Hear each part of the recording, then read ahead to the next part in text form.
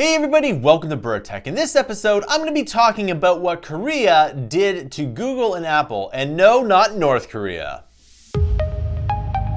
Alright, welcome back. Before this video, I want to make sure you like and subscribe. The more like subscribers you get, the more content we can make. The number one reason why you subscribe to this amazing YouTube channel is to get into the money-making trends before they go mainstream. So yesterday, I talked about how Apple is gonna allow developers to talk to the customers and take payments off a platform. Today, I am talking about how South Korea is about to pass a law that basically bans Google's and App Store's monopoly on payments. Now, this is absolutely huge. So if you don't already know, if you paid for something on your iPhone, chances are Apple gets 30% of it. And this is the Apple tax. And a lot of developers don't like this. And another thing that a lot of developers don't like is the fact that you cannot sideload apps onto your iPhone. So this development is absolutely huge. First of all, let's talk a little bit about South Korea. As you probably know, South Korea is huge into gaming. In fact, a lot of the esports stars are from South Korea, and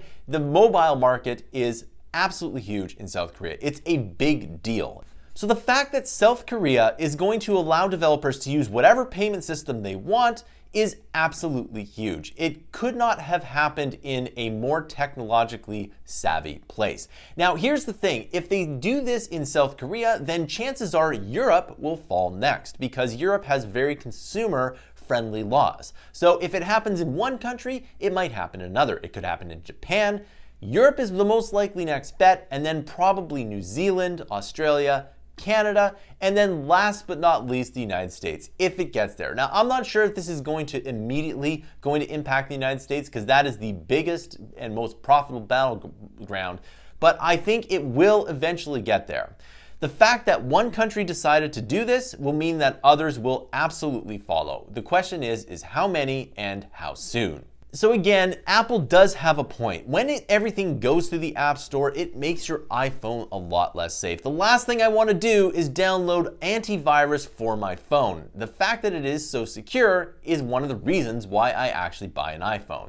However, the 30% tax that Apple does give is a little bit unfair because at the end of the day, this 30% tax does hinder competition. And the reason why it hinders competition is that I can't start up a payment platform and then target iPhone users specifically. For example, if I was a game developer, I might want to charge people in Cardano or Ethereum or Bitcoin, and currently there's no way to do that. But once this is opened up, then I can maybe start a startup that does this exclusively for the iPhone. And I think everyone on the iPhone is going to like it better. For example, if you charge for some in-app purchases in Cardano, well, then you can save your Cardano or Ethereum or Bitcoin. And I think this is a really good thing. Now, while we're on this topic, game developers will be able to accrue cryptocurrencies through their game transactions or for their actual games themselves. And this is actually really awesome because as a business, you can accrue Bitcoin and just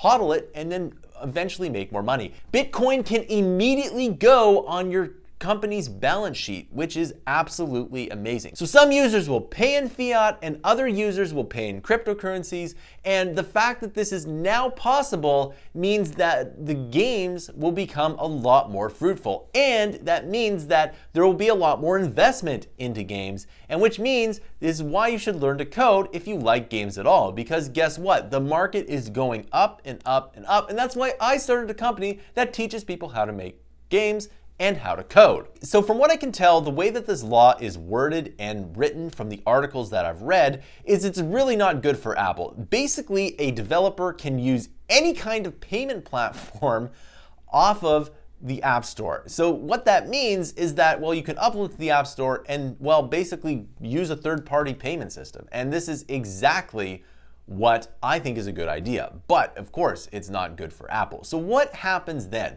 Well, let's say you have a really big game and you need to push it through the App Store. You might have to pay a fee every time that you want to update your game. Now, this could cause a huge problem because Apple's framework changes all the time.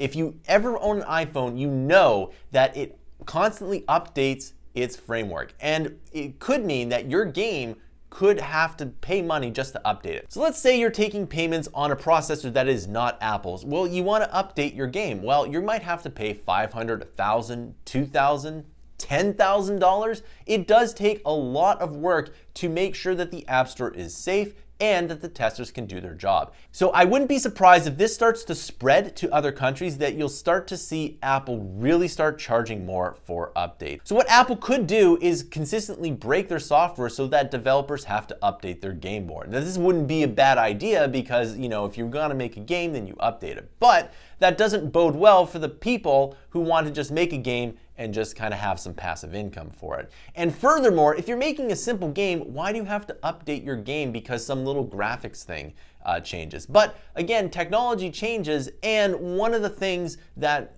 I don't like about technology is that sometimes it changes too much, too quickly for unnecessary reasons. I could see Apple really going down that road if they're gonna make money off of the submission process, which is one thing that they could do. Now, of course, you could just pay Apple the 30% and you get your updates for free. And so maybe as an independent developer, or if you just want to release a game, the 30% tax that Apple is going to allow might not be such a bad idea. In fact, it might be better than going on your own payment platform. So the thing that you would do is, one, make a game, and if it's successful, then you can take it off the Apple payment system, and then you'll have to pay for the updates. But you'll have to make sure that your game will consistently be updated, which, again, Apple will probably change some little things in the framework for safety reasons or optimization reasons. And whatever that optimization reason is, whether it's good or bad, you're gonna have to pay for that update unless you pay Apple the 30%.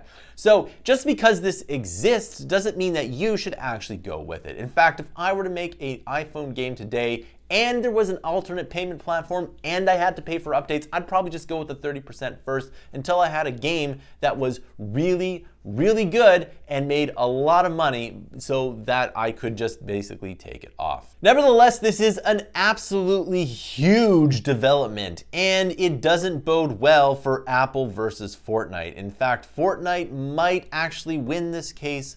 I don't know. I'm gonna cover it as soon as I get some information on it. But one thing I absolutely can say is when there's competition and choice, quality does improve. All right, so that concludes this video. I want to know your thoughts and comments down below. Is it a good idea? Would you take the Apple 30% if you had to pay for every single update? Let me know in the comments. Remember that this channel doesn't do Patreon. Instead, we sell our digital products down below. The more money you get from the content that you buy below, the more content on this channel you can make. If you really like this channel, you can subscribe to Manthey Interactive's huge library of content. We release 20 to 60 hours of fresh new content per month every single month. We usually release topics on how to code, in machine learning, game development, and a lot more. With your help, we can get to 10,000 paid subscribers, and then we can release 200 to 300 hours of content per month every single month. Plus, make a whole bunch of ed tech software. It really does help us out when you subscribe. Thanks for watching, and I'll see you in another video.